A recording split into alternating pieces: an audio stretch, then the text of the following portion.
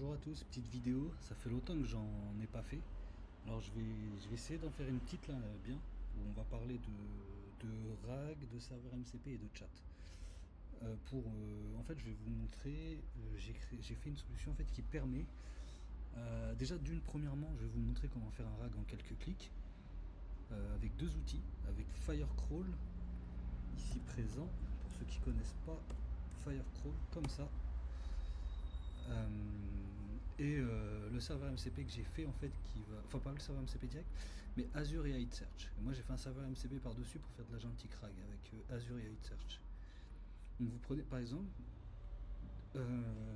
j'ai pas préparé de script pour cette vidéo, donc en fait ce que j'ai fait c'est que là j'ai fait une petite interface qui est connectée à un agent, et l'agent en fait il répond sur le RAG que j'ai fait ici, donc que j'ai dans Azure AI Search. Donc, par exemple, vous voyez là, en fait, il est basé sur ce blog, galnet.fr. Galnet.fr, c'est un blog qui a été fait sur un jeu vidéo que je jouais beaucoup il y a quelques années, qui s'appelle Elite Dangerous. Donc c'est un vrai jeu de geek. Je pense pas que vous connaissiez, ça m'étonnerait. Et c'est un jeu qui est très complexe et très très complet. Du coup, il y a beaucoup de choses à dire, énormément. Du coup, c'est plutôt cool. C'est plutôt cool parce que ça fait un très très bon sujet pour cette vidéo. Donc, comment j'ai fait? Direct. Je suis allé dans Firecrawl, j'ai fait crawl pour récupérer tout un site, j'ai tapé ça, galnet.fr, tac, ici, comme ça. J'ai juste pris 300 pages parce que j'avais pas envie de payer, donc j'ai pris 300 pages. Vous voyez, on peut limiter le nombre de pages, etc. Et dites-vous qu'ils en ont même fait un serveur MCP si jamais ça vous intéresse. Moi j'ai pris Markdown et JSON. Si je regarde dans mes trucs, je l'ai là. Mais voilà, j'ai pas trop envie de montrer mon fichier de document. Donc voilà comment j'ai fait. Donc ça a tourné, ça a pris quoi, 15 minutes, je pense, même pas 10 minutes en vrai. J'ai pas payé. Et du coup j'ai scrappé tout ce site là, galnet.fr. Faudrait peut-être que je demande d'ailleurs au propriétaire si ça te dérange pas. Mais je doute qu'il me réponde, hein. Je pense que voilà quoi. Voilà, donc j'ai scrappé ce site. Ensuite je suis allé dans Azure AI Search ici. J'ai créé un index. En fait, pour créer un index, faites add index. J'ai ajouté mes documents dans Azure. Et puis voilà, ça s'est fait tout automatiquement. J'ai créé un modèle d'embedding aussi dans OpenAI. Et puis voilà, si vous voulez qu'on fasse un tuto approfondi sur comment utiliser Azure AI Search, il n'y a pas de souci, on le fait. Avec grand plaisir, c'est vraiment d'une simplicité extrême. J'ai juste cliqué, j'ai rien fait d'autre, que des clics. Peut-être 10-15 clics max pour tout avoir quoi. Voilà comment que ça marche. Ensuite, derrière, qu'est-ce qui s'est passé? J'ai créé un serveur MCP qui me permet, vous voyez, il est là, Initial AI, Azure AI Search MCP. Si je clique dessus, vous allez voir, donc voilà, c'est mon petit serveur MCP que j'ai pas fini, mais il est fonctionnel à 80%. En vrai, ce qui reste, c'est du peaufinage. Pour un agent, c'est parfait. Vous voyez, il peut récupérer les documents, enfin voilà, suggest complète, faire les vecteurs search, hybrid search, semantic search, lister ses index, enfin bon, il peut faire tout son... Voilà, j'ai aussi ajouté pour la partie ingestion. Je pense que ça peut être intéressant aussi. Donc voilà, comment j'ai fait. Donc j'ai créé ce petit serveur MCP. Vous le trouverez ici. Ouch, désolé. J'ai peut-être merdé sur les noms. Il faudrait que je les refasse. Mais en tout cas, il est là. MCP Azure AI Search. Il est juste ici. Et voilà.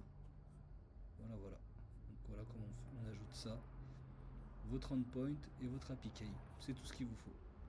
Et après, ça marchera parfaitement. Vous pourrez donner tout ça à un agent. C'est pour ça quand je vous dis que les MCP c'est trop bien. Dev une fois, utilise partout. Hein. C'était la devise de Java. MCP l'a vraiment fait.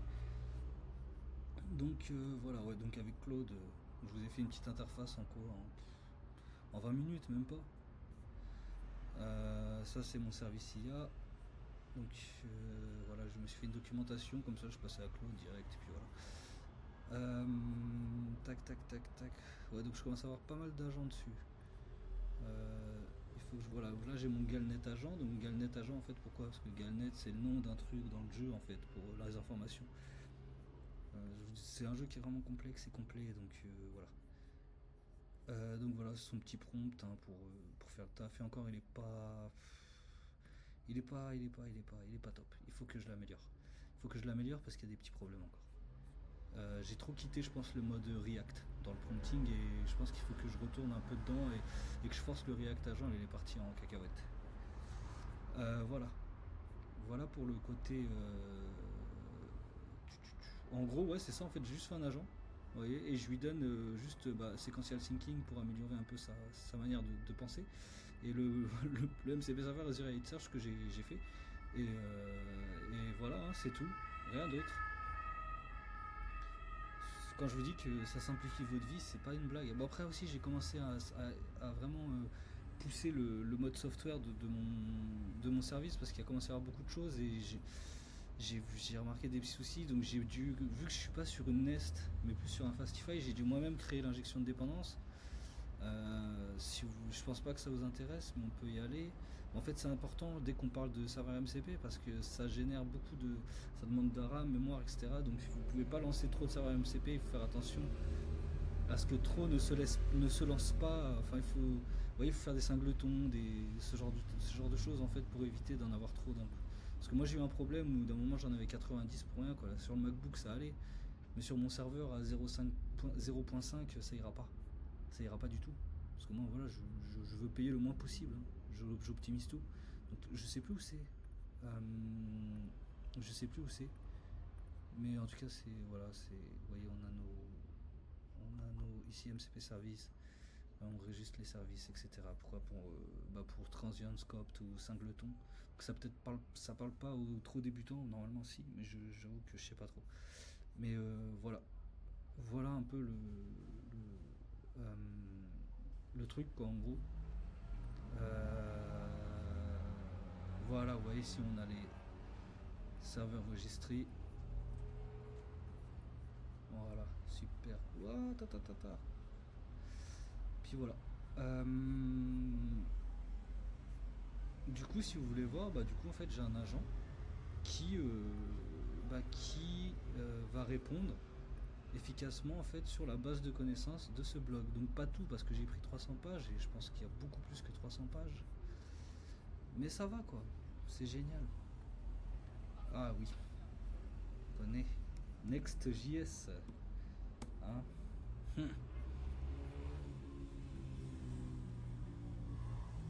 Ok. Donc par exemple, moi je sais que dans le jeu il y a une faction pirate. Les mecs sont trop vénères, ils sont trop cool. Je vais dire, parle-moi de la faction pirate. Parle-moi de la faction pirate. Et vous allez voir, vu qu'il faut que je refasse le prompt. Dis-moi tout ce que je dois savoir. Parce que je dois un peu l'embêter pour qu'il aille vraiment chercher la donnée. Donc je vais réitérer sur le prompt, je pense. Pour le remettre vraiment bien React. Là, il est pas assez React. Le prompt, il réfléchit pas, il agit pas. Vous voyez, il a pas cette boucle d'auto-itération et ça me saoule un peu. Ça me saoule un peu et il faut vraiment que je refasse ça. Et je vais améliorer le prompt. Alors, parle-moi de la faction pirate, dis-moi tout ce que je dois savoir. Donc là, après, on ira voir si vous voulez, ici dans Langsmith, qu'est-ce qui se passe. Avec plaisir. Bon, là, on voit que ça mouline pas mal. Ok, on voit qu'il a fait du search text, pirate, faction élite. Donc il a fait de la recherche. Voilà, vous voyez. Chercher relative faction pirate. Aucun œil. Oui, fais ton taf, mec. Fais ça. Je veux tout savoir. Vous voyez, normalement, je devrais pas avoir à faire ça. Là, le problème, c'est qu'il n'est pas en React.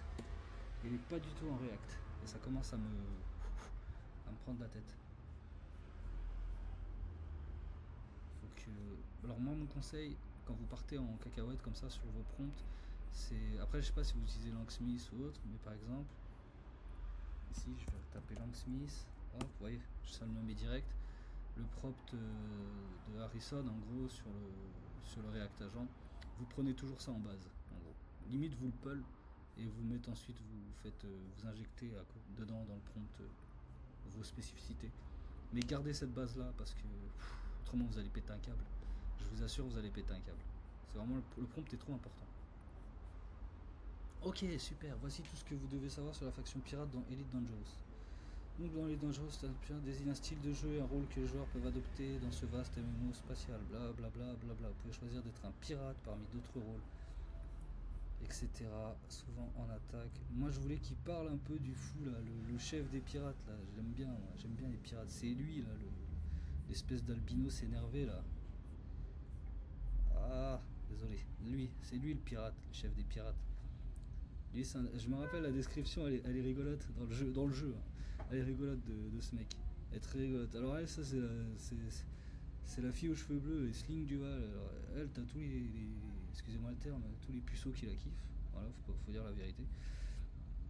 Moi j'aimais bien le pirate là, et j'aimais bien lui aussi il est énervé là. Vraiment énervé, lui il crée des missiles et tout, c'est un fou. Mais voilà. Je sais plus, comme ça, pour approfondir. Il parle pas du chef des pirates, je vais demander qui est le chef des pirates. On va voir qui est le chef de la faction pirate. Le problème c'est que d'abord je vais demander, liste-moi tous les noms de factions. Comme ça je vais pouvoir, ça va me revenir. Ça va me revenir je pense. J'ai dit donne-moi tous les noms de factions. En fait bah voilà il va aller ici, hein, c'est Powerplay, etc. Il va trouver les noms de factions là, il y a beaucoup d'informations, j'ai la flemme de. J'ai un peu la flemme. Ou de regarder la vidéo non plus, j'ai pas envie. Donc mon petit agent. Mais non. Ah bah voilà, alliance des sous-factions pirates, divers groupes indépendants. Ok. Sous-factions pirates. Leur chef. C'est qui? L'albinos. Je sais qu'il est l'albinos. On va l'aider un peu dans la requête.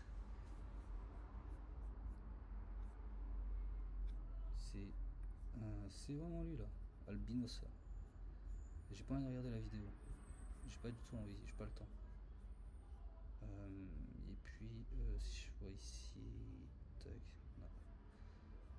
Ouais. Powerplay 2.0 éventuellement. Je crois que je suis dessus. Ah bah voilà, puissance. Il s'appelle. Je crois que c'est lui, Archon de l'âne. Indépendant, ouais c'est lui tout à fait. Bah ouais. Si je veux chercher, malheureusement, et là si je tape ça, il a pas dû atterrir sur cette page, c'est dommage. Mais en fait non, parce que c'est pas écrit pirate, c'est écrit indépendant. Moi je sais qui c'est, je le sais. C'est pour ça aussi ça aide un peu. Malheureusement, si on sait pas, bah. Voilà, Archon de l'Aisne est un chef emblématique d'une faction pirate majeure. Leader charismatique, plutôt violent, même très très violent, extrêmement violent. Faction est l'une des plus puissantes, les pirates sous la bannière d'Archon, blablabla, blablabla. Vous voyez, c'est. Puis j'ajoute ça aussi, si vous voulez, j'aimerais bien vous faire un tuto pour vous parler un peu du Markdown avec la manière de parler avec les IA. Où là, pouf, il me fait une pop-up sur Archon de l'Aisne. Vous voyez, ça c'est génial ça. Ça c'est vraiment quelque chose qu'il faut faire. Et je pense que je vais le dédier une vidéo dédiée exprès au front-end et la communication IA. Je pense que c'est très très important. Des conseils pour jouer cette faction. Vous voyez, franchement c'est génial. Le rag, il y en a ils parlent, oui le rag est mort. Bah tue-le avant de dire qu'il est mort, j'ai envie de te dire. Tue-le, hein, merci. Je sais plus ce que je voulais faire. J'ai perdu le fil. J'ai perdu mon propre fil. Oui, sinon je voulais qu'on aille voir une trace, Langfuse, et qu'on regarde un peu tout ce qui se passe en fait. Moi je pense que c'est toujours intéressant de décortiquer un peu une trace. Par exemple, voilà, là, vous voyez, on lui a donné le nom, on lui a mâché tout le travail. Mais vous voyez, c'est cool, on dit parle-moi de la fête. En fait, là, il y a toute la conve, malheureusement, oui, il fait ça, je veux te savoir. Hop. Archon de l'Aisne est le chef, ouais, on lui dit Archon de l'Aisne. Et en fait, ici, vous voyez, on peut voir tous les appels, un peu qui sont faits, les tools, etc. Injection du prompt, à peine un milliseconde. Là, il y a un premier tools ici qu'on peut voir. Vous voyez, il a fait le MCP Azure AI Search Semantic Search. Alors je pense qu'il a rien dû recevoir parce que j'ai pas activé la Semantic Search. Il a quand même essayé mais elle est pas active. Ah vous voyez, retourner à donner erreur. Mais il a essayé, c'est bien, c'est un bon agent. Je devrais le prévenir ou lui enlever dans les outils tout simplement. Alors après qu'est-ce qu'il a fait? Mince pardon, j'ai pas. Voilà, ensuite il a fait Search Document avec Search Text Faction Pirate. Et c'est ça que j'adore avec le mode agent en fait, dans les search text, il va essayer de lui-même. C'est pas notre injection directement en fait. C'est vraiment lui, avec les mots de l'agent, il va essayer des choses. Et je trouve que ça donne une grosse plus-value à la chose, vraiment là-dessus, faut pas se mentir. Donc vous voyez, il a fait un peu son taf, il a fait un top 5, j'ai vu, top K5. Yes, donc les 5 documents les plus utiles sur le sujet. Donc voilà, là on a les documents, il a ses documents, et puis bah, il va les utiliser pour me répondre. Donc, question, Archon de Lane, hop, vous voyez, il se parle en fait là. Et voilà, et là son truc. Donc c'est super. En fait, dites-vous que ça marche très très bien, mais qu'il faut que je corrige le prompt pour ne pas avoir ça. Ça, je veux pas. Je veux pas voir ça. Moi, je veux pas voir ça. Ça m'intéresse pas. Il faut que j'améliore le prompt. Donc en fait, moi, j'ai vraiment fait tout ça pour vous montrer un peu qu'est-ce qu'il faut pour un agent. Et donc on le voit, il faut de l'UX avec le Markdown. Par exemple, le rendu Markdown ici. Vous voyez, par exemple, ici, c'est cliquable. Je clique et boum, j'atterris directement sur le document. Ça fait des listes, etc. Le Markdown est hyper important. Et ça, on va en faire une vidéo dédiée, je pense. Là, c'est vraiment encore un gros explicatif autour. En vrai, il faudrait que je rentre dans le détail de chaque. Il faudrait que je rentre dans le détail mon serveur MCP, Azure UI Search. Il faudrait que je rentre dans le détail du front, dans l'UI. Et il faudrait aussi que je rentre dans le détail de l'agent, de la manière de s'instancier. Il y a beaucoup de choses à parler, énormément de choses à parler. Et c'est compliqué. En gros, il y a beaucoup de choses. J'abstrais beaucoup de difficultés, je trouve. Et je pense aussi les serveurs MCP, j'essaie vraiment que les gens comprennent l'intérêt. Donc là, vous voyez, avec mon serveur MCP, là, demain, je crée n'importe quelle base de données vectorielle sur Azure et Search, je peux l'utiliser avec ce même serveur MCP. Enfin, c'est une base commune de code réutilisable. C'est une bonne généricité. C'est parfait. Voilà, la vidéo elle tarde un peu, je voulais pas la tarder à ce point, je suis désolé. J'espère que c'est pas dérangeant, j'espère que vous allez quand même la regarder. Parce que je pense que c'est très intéressant et je vais rentrer dans plus les détails, faire des vidéos avec plus de détails sur chacun des sujets que j'ai parlé. Et le code, je vais essayer de le mettre open source aussi. Voilà, je vous souhaite une bonne journée. A plus.